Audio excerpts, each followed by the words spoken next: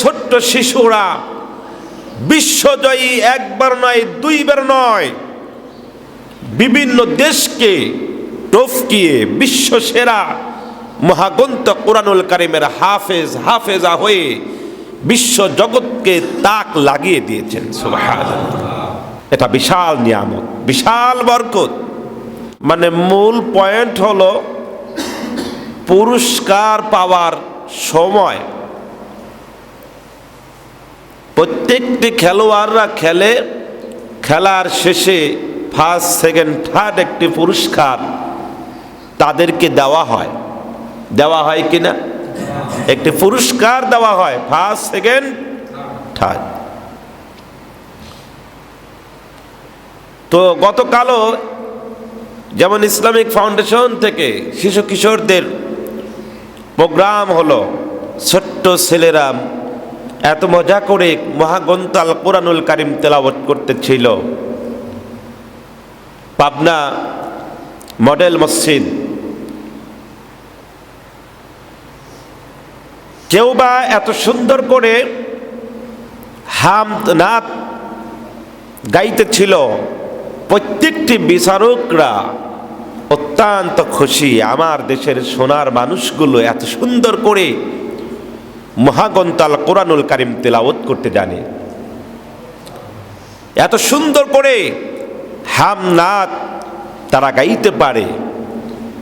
শুধু তাই নয়, তারা ছিলেন নবীজির শৈশবকাল থেকে শুরু করে ছোট্ট ছোট্ট শিশুরা ছোট্ট ছোট্ট আকারে নবীজির জীবনী, সাহাবা আজমাইনদের জীবনী নিয়ে কিছু আলোচনা করেছে।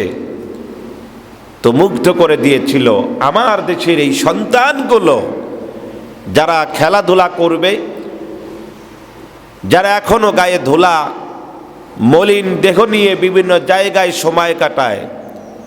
সেই ছোট্ট বাচ্চা যখন মাথায় টুপি দেয়, জব্বা গায়ে দেয়, সুন্দর ইসলামী পোশাক পরে তাদের সামনে যখন এই তেলাওয়াতগুলো শোনাচ্ছিল, মনে হচ্ছিল বেহেশতের বরকতময় জান্নাতি মানুষগুলো সরাসরি দুনিয়াতে এসেছে।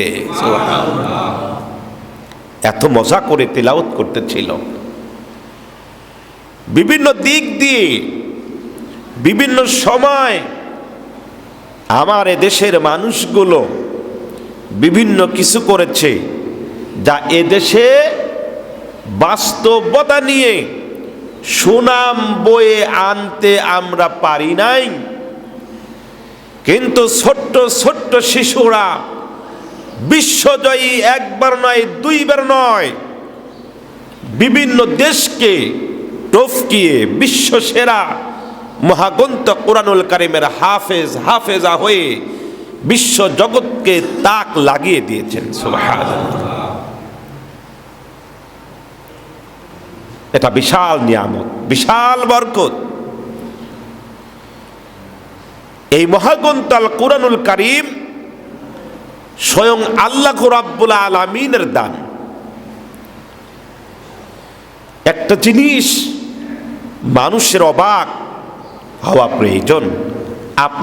আমি যে কথা বলছি, বাস্তবতায় আমার কথাটা আমার জবান থেকে, আমার মুখ থেকে বের হচ্ছে, এটা বুঝতেছেন? আমার কথাটা আমার মুখ থেকে বের হচ্ছে। মাওলানা মাসুদ রানা মিলন